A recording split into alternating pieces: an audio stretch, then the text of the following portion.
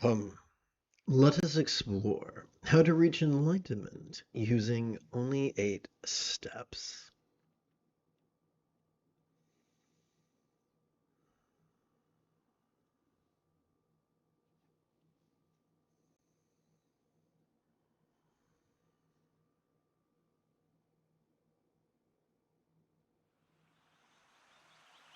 Together, as a team, let's relaxingly recite. How do we transcend stress's control over our choices, utterances, and deeds? The Buddha's Eightfold Path. How do we transform our raw survival instincts from being our tyrant to merely being our tool? The Buddha's Eightfold Path. What about the Holy Grail of enlightenment itself? What if enlightenment was really merely the mastery of the Buddha's Eightfold Path? But what is mastery? As little children, we found the tying of our shoes to be a daunting task. But after what seemed like a great amount of time and tears and repeat instructions, we finally got so good at tying those sneakers that we could do so spontaneously, habitually, easily, and effectively. The same held true for potty training, dental hygiene, and bicycle riding. Likewise, we could so master the Buddha's Eightfold Path. The seventh and eighth folds of the path are mindfulness as well as meditation. And when practiced correctly, they are the key to the remainder of the path. Mindfulness and meditation could be the engine that turns, the cogs and gears of the Buddha's metaphoric enlightenment machine. When practiced authentically, mindfulness and meditation could calm our amygdala, the seat of anxiety and aggression, and stimulate our anterior cingulate gyrus, the seat of empathy. This is why the late Tulku Thondup insisted that the highest love was not the result of focus or analysis, but rather the spontaneous and uncontrived byproduct of mere mindfulness and meditation. The significance of this cannot be overstated. One moment here. Aha. Let me check something real quick. Let's try this. Okay. Please bear with me.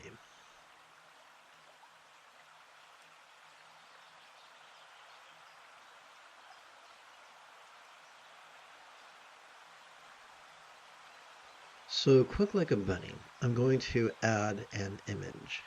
Insert pictures, this device, pictures, and neuroscience, and I am scrolling.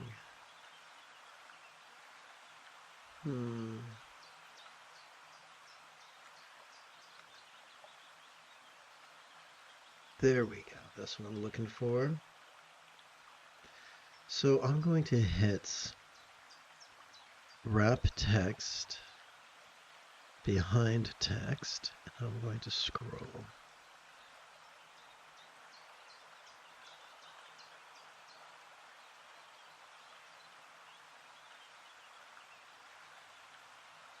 Now let's go over here and see and check the damage. Okay. A little bit lower. Okay. And now I begin to reduce the size. A little bit more. A little bit more.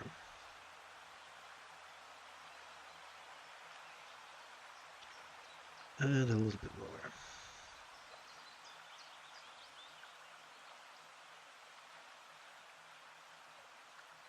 Okay, thank you very much for your patience. Let's begin. Let's continue with let's repeat a portion of our relaxing recitation, beginning with the pronoun this.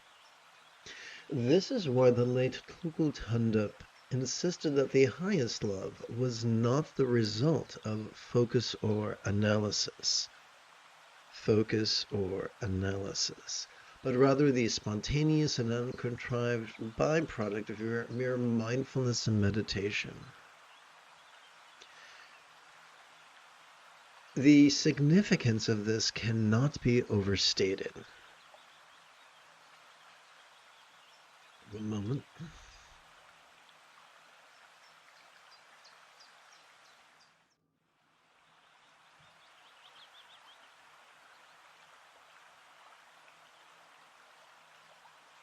Copy.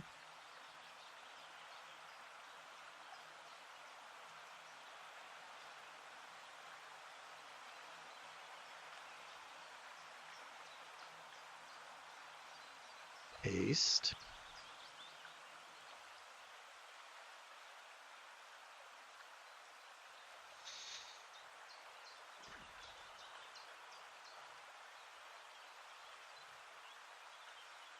Copy.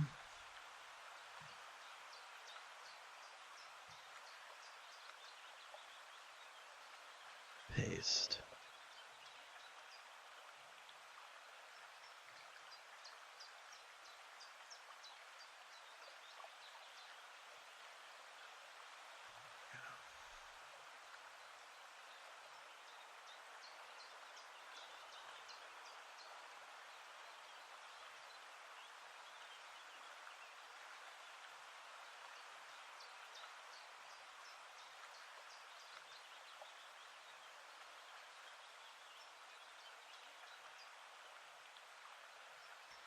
The significance of this cannot be overstated, for loving kindness comprises 50% of the Buddha's Eightfold Path.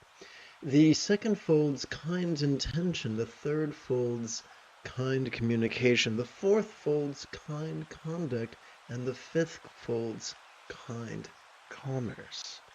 Persist in this consistent, enthusiastic, and correct practice of mindfulness as well as meditation, and we could find that our choices, utterances, and deeds could flow from the right or effortless effort of love's centered spontaneity, which is the sixth fold of the path. But what about the first fold, the view of realities, literal impermanence and figurative emptiness that support letting go?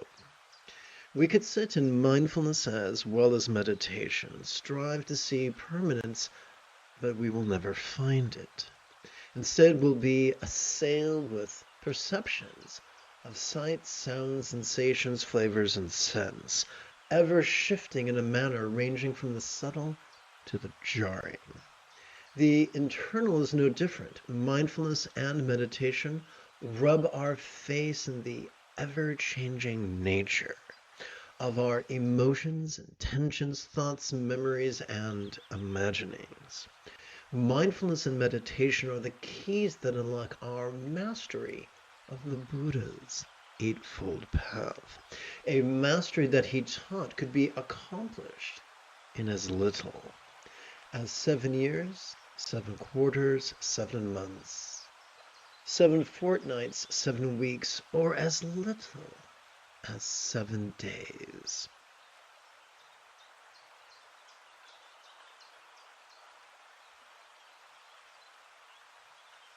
This is why the Buddha taught mindfulness and meditation.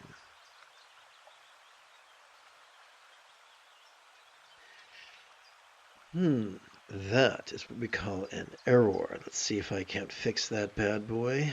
Let's see what's going on here.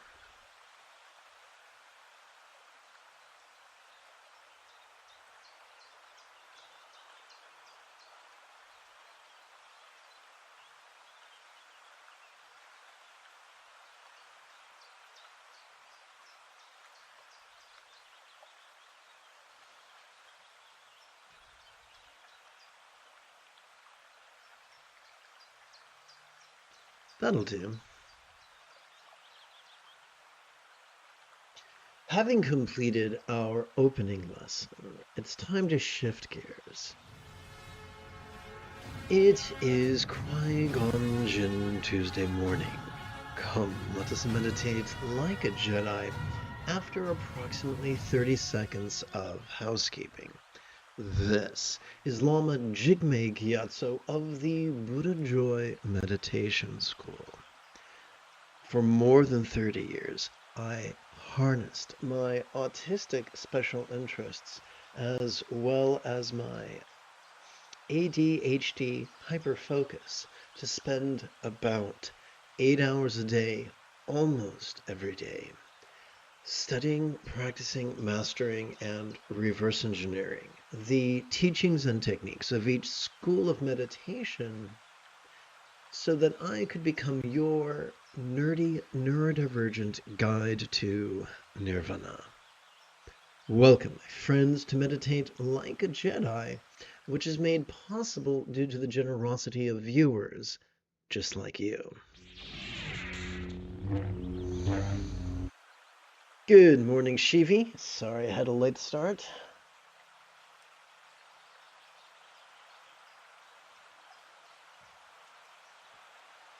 Isn't it deliciously ironic that when one's sinuses keeps one awake for half the night, it isn't until 5 minutes before you're supposed to get up that you finally fall asleep. Oy vey. So let's continue.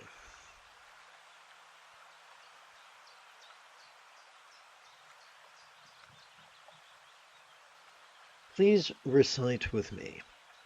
Whatever comes, may all beings notice, relax, and flow.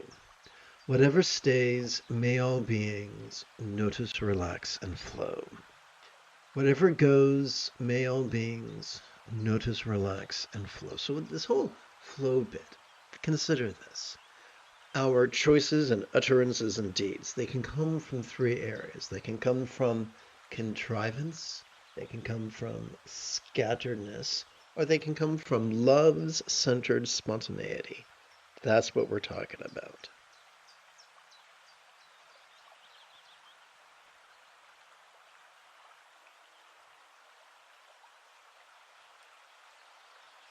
Welcome to the first of 4 mindful crease counting meditations. Whoops, wrong boy. My head is someplace warm and dark right now, and I apologize for that. So let's see. I'm going to tap button. Actually, everything's right on cue. False alarm, false alarm, false mea culpa.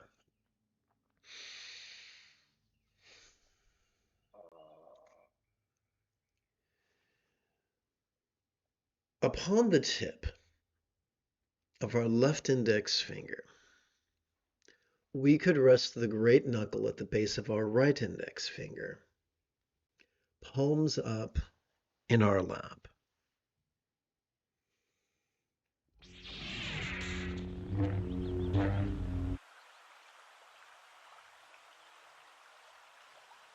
Doing so could gently invite our real or imagined subtle energies to automatically coalesce at the crown region of our head. Let us discuss mindfulness. Every time we inhale, whether we know it or not, we are wired to automatically plug into our sympathetic nervous system ensconced within the middle third of our spinal cord.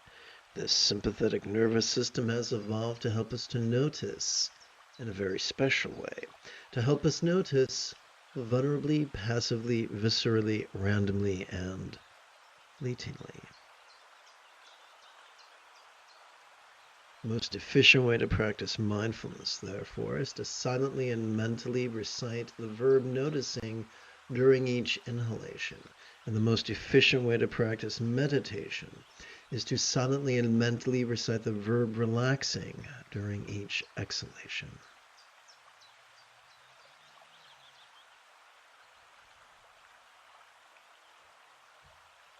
The moment you have a specific question about Buddhist recitation, Buddhist meditation, or Buddhist philosophy, do not hesitate to type your question in great detail in the chat window.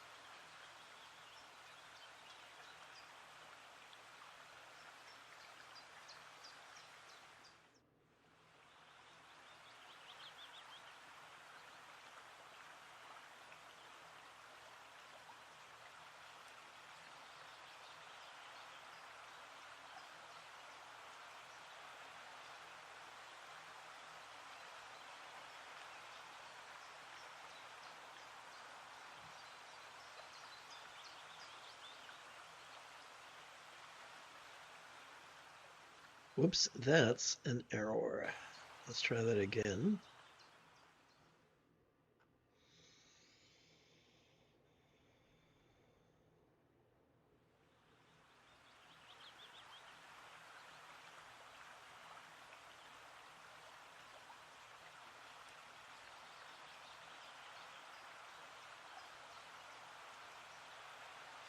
Let us relaxingly recite an excerpt from vast expanse of diamond-like mind composed approximately 14 centuries ago by Vajra, translated from the Tibetan by Chokyo Nomkai Norbu, translated from the Italian by Adriano Clemente, adapted and amplified by yours truly.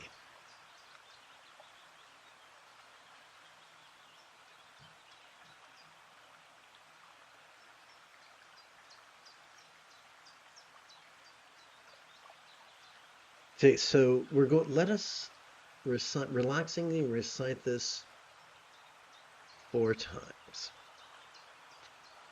Meditation is relaxing without seeking in the Dharmanta that does not visibly appear.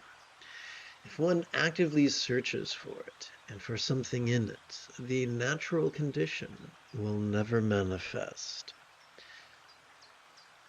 Every time, this isn't a great opportunity, so quick like a bunny. Actually, let me see here. Can I squeeze this in? That's what she said. Okay, so I'm going to hit this button. 1, 2, 3, 4, 5, 6, 7, 8, 9, 10, 11, 12. Okay. Copy.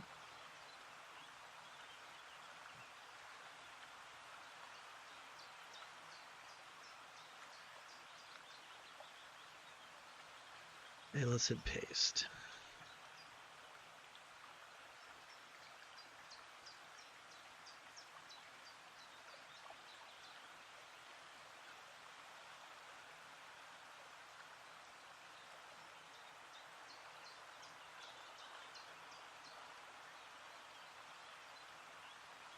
So meditation is relaxing without seeking. What does that mean?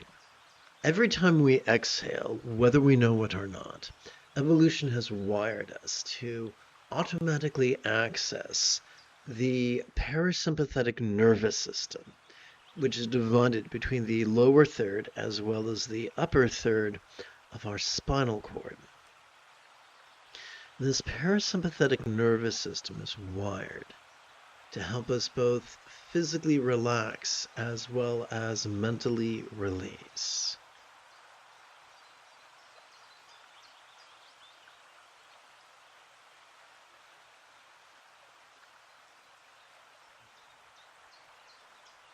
So meditation is not contemplation. It's not thinking, it's not reasoning, it's not convincing, it's not arguing, it's not believing. It's just relaxing. And we don't make ourselves relax, we let ourselves relax. We're just cooperating with our natural wiring. This is why it's referred to as the natural condition.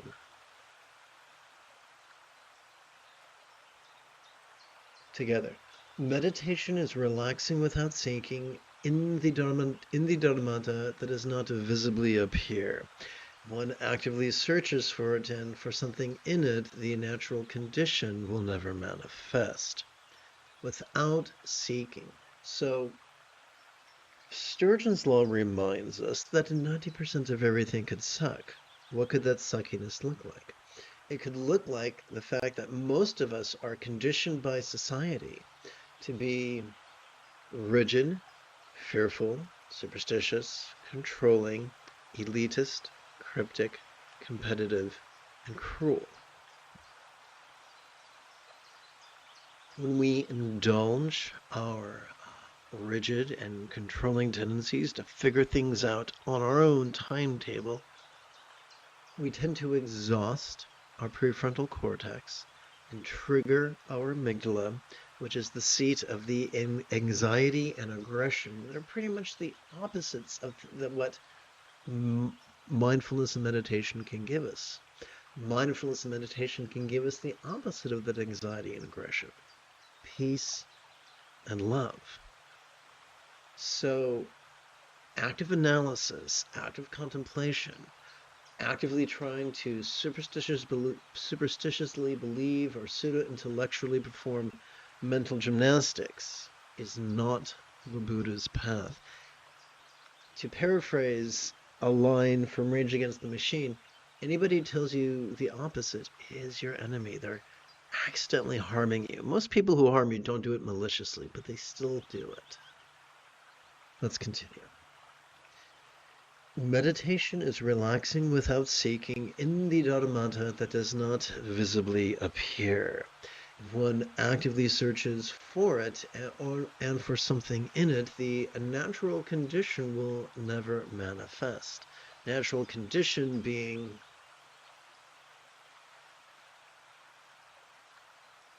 the spontaneous relaxation latent within each exhalation.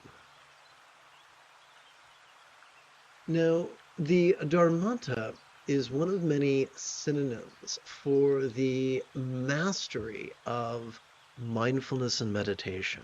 When we get so good at mindfulness and meditation that we practice them spontaneously, habitually, easily, and effectively. Together. Meditation is relaxing without seeking in the Dharmata that does not visibly appear. If one actively searches for it and for something in it, the natural condition will never manifest. So there are so many big old lies in Buddhism. One is that when you become a Buddha, your body changes, you lose your right elbow, your head looks like a beehive. Just nonsense, superstition. No. Dharmata, mastery of the Buddha's path, enlightenment, is an internal change, not an external change. It's an internal mastery of a set of techniques. It doesn't mean that we no longer perceive the good, the bad, or the ugly.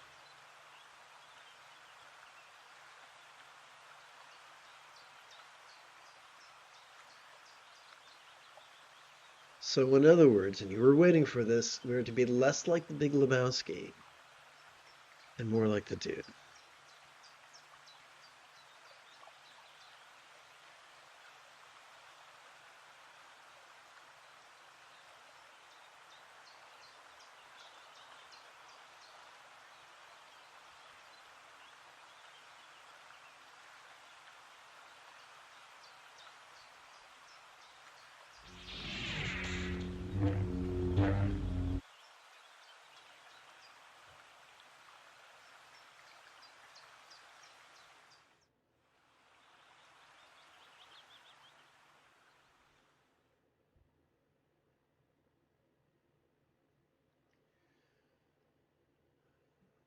Upon the tip of our left middle finger, we could rest the great knuckle of our right middle finger, palms up in our lap.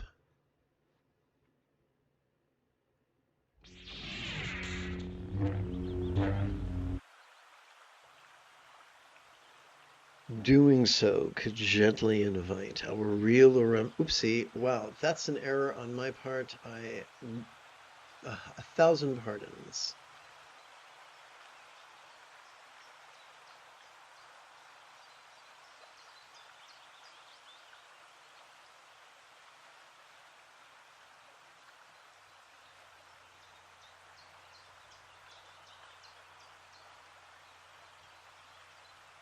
Let's continue. Doing so could gently invite our real or imagined subtle energies to automatically coalesce at the heart region of our chest.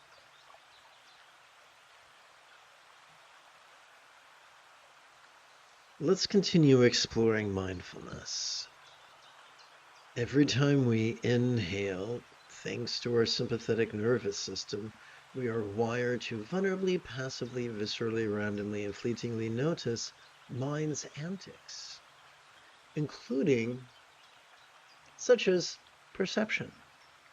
You know, sights, sounds, sensations, flavors, scents, and the like, including the full spectrum of human emotions, intentions, cognitions, recollections, and imaginings. Therefore, the most efficient way to practice mindfulness is to silently and mentally recite the verb noticing during each inhalation, and the most efficient way to practice meditation is to silently and mentally recite the verb relaxing during each exhalation.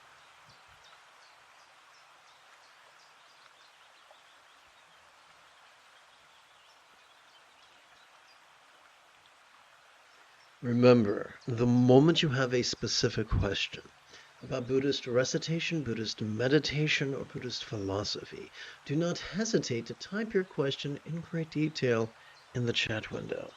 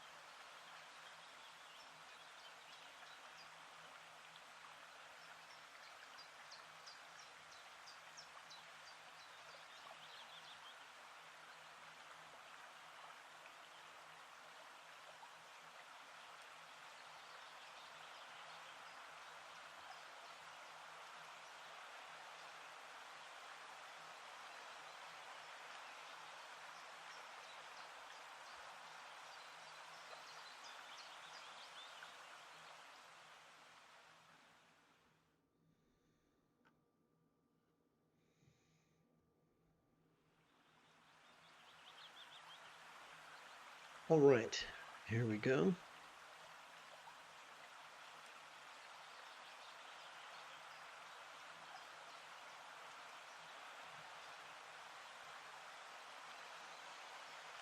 Let us recite this passage 4 times.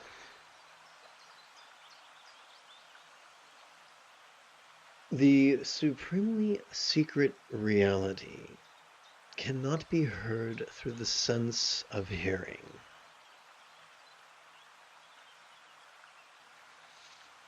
Likewise, it cannot be expressed by the tongue, not even in the slightest.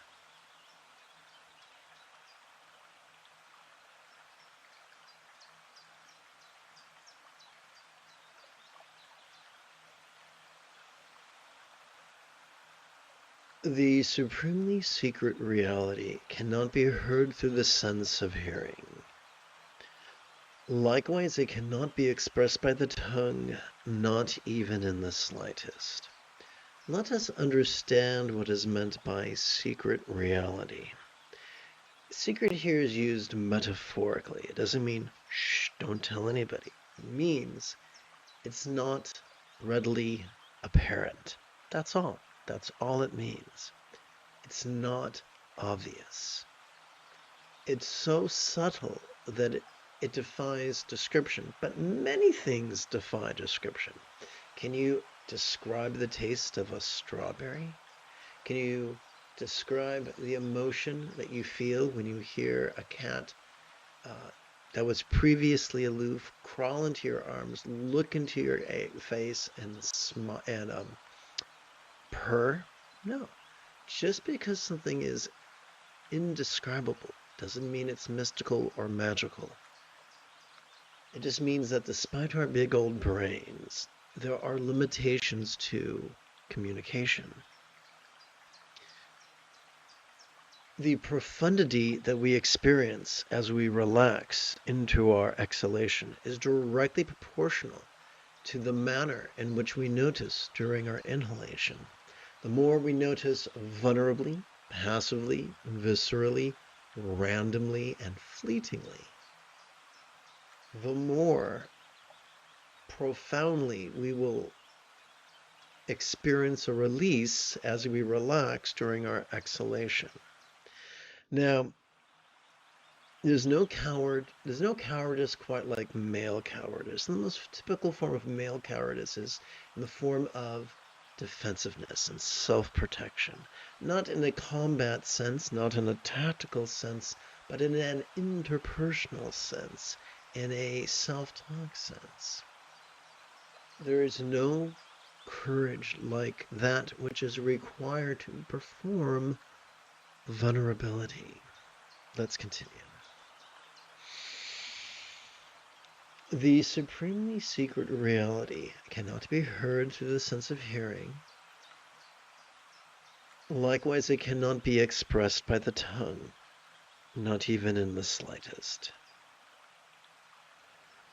The supremely secret reality cannot be heard through the sense of hearing. Likewise, it cannot be expressed by the tongue, not even in the slightest.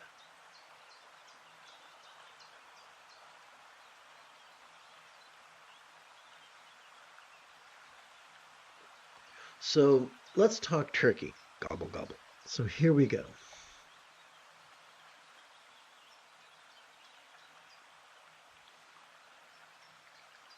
America is undergoing a type of coup. Most of us do not want that to happen.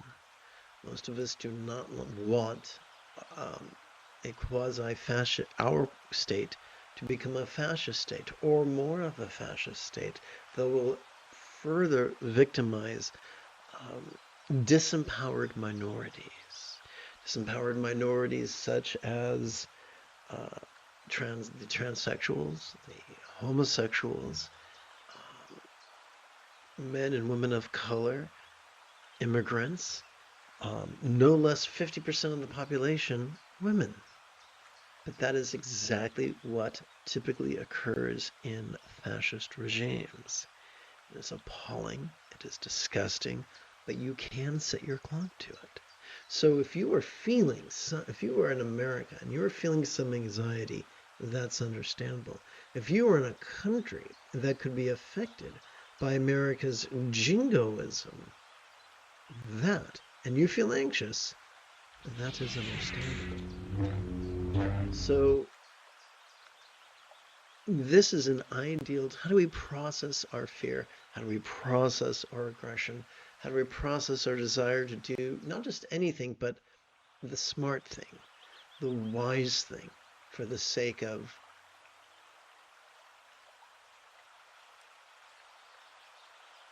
the other members of our country, no less all of humanity. That wisdom we seek to find the middle path between scatteredness and contrivance.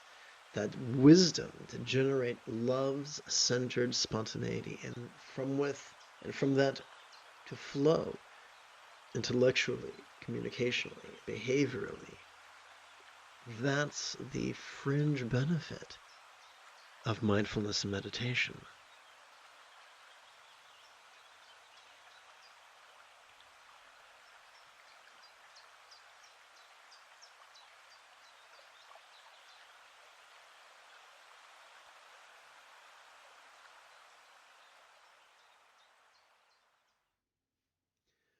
Upon the tip of our left ring finger, we could rest the great knuckle at the base of our right ring finger, palms up in our lap.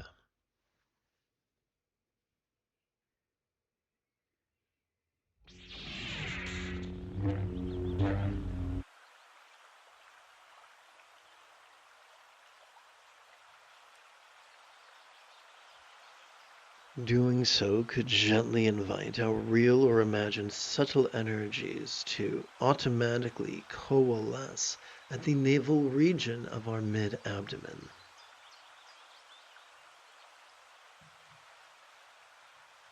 Let us continue our discussion of mindfulness.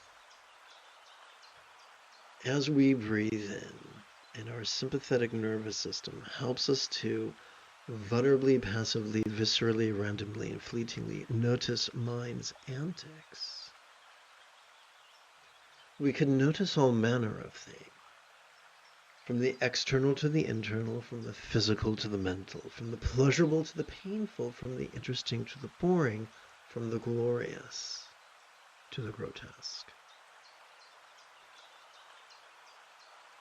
The most efficient way to practice mindfulness is to silently and mentally recite the verb noticing during each inhalation. And the most efficient way to practice meditation is to silently and mentally recite the verb relaxing during each exhalation.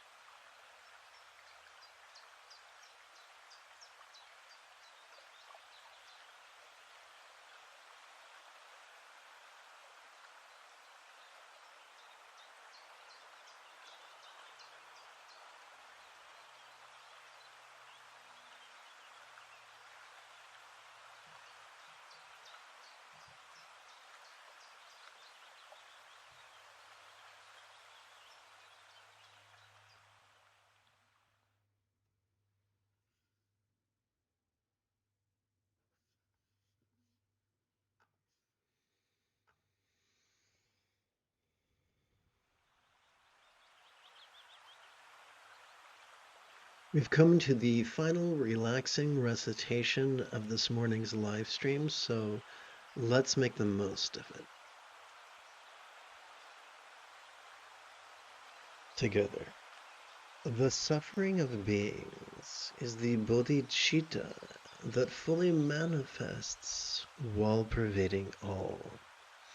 Without ever being moved, it abides equally, just as the reaches of space.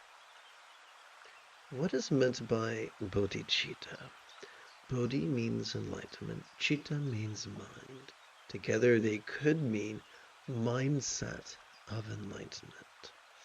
In the context of the Ati Yoga or the Dzogchen teachings, bodhicitta refers to the wisdom that both notices and releases.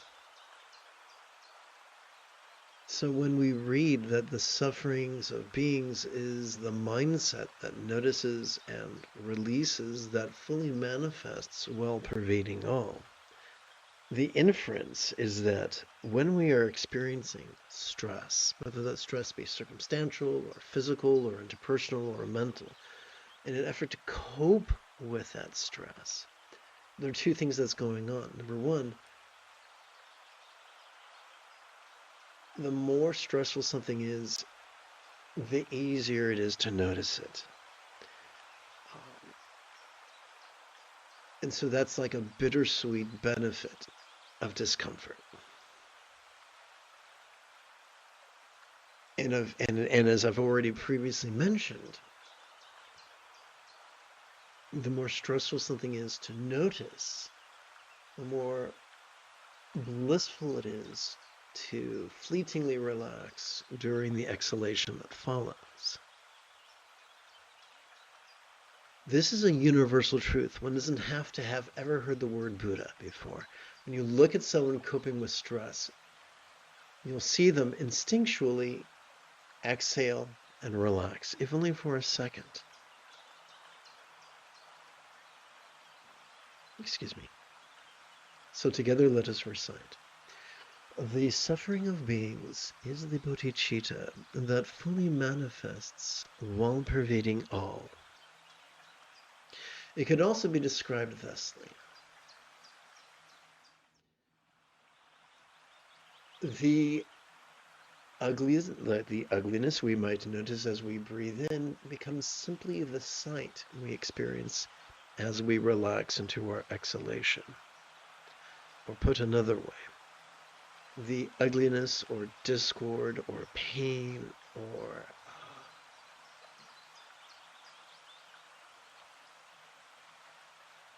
disgust or foulness that we perceive as we breathe in,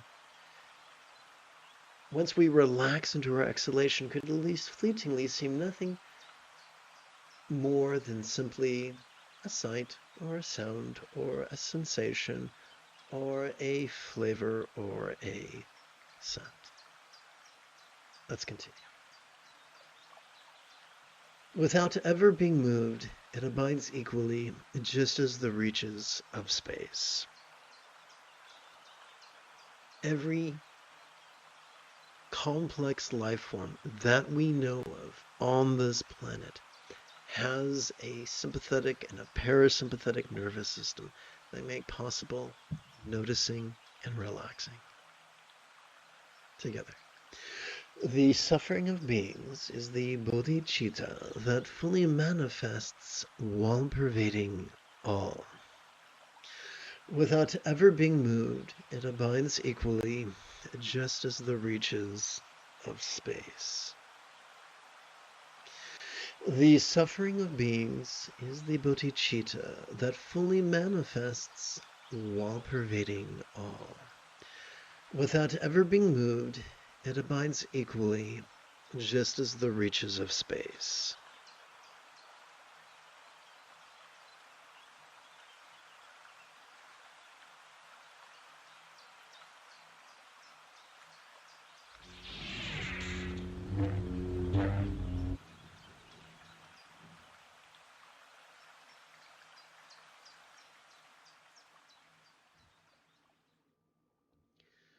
Upon the tip of our left little finger, we could rest the great knuckle, the base of our right little finger, palms up in our lap.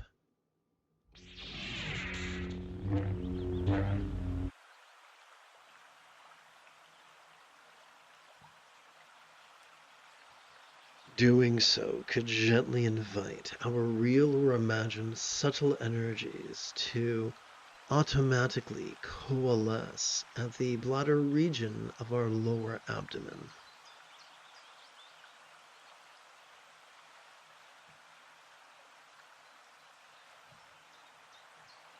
As I've mentioned previously, every time we exhale, we have evolved to automatically notice the parasympathetic nervous system divided between the lower third and the upper third of our spinal cord. This parasympathetic nervous system has evolved to help us physically relax and mentally release.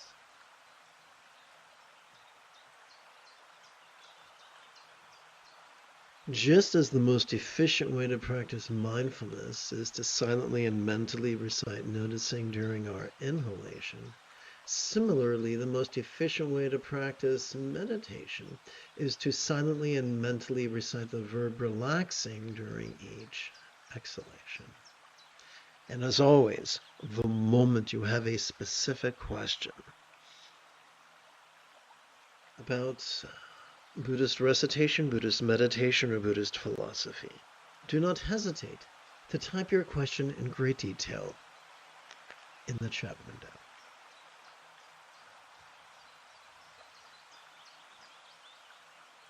Together, let us practice right now.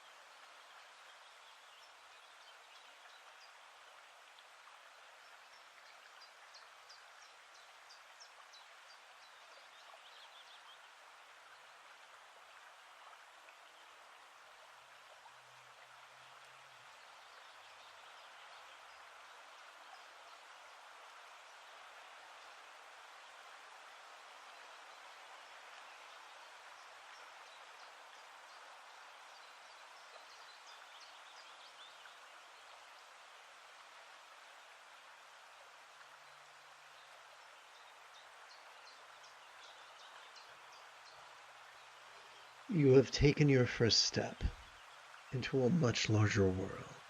If you feel that I have earned it, you could give this live stream a thumbs up. You could even help support this channel.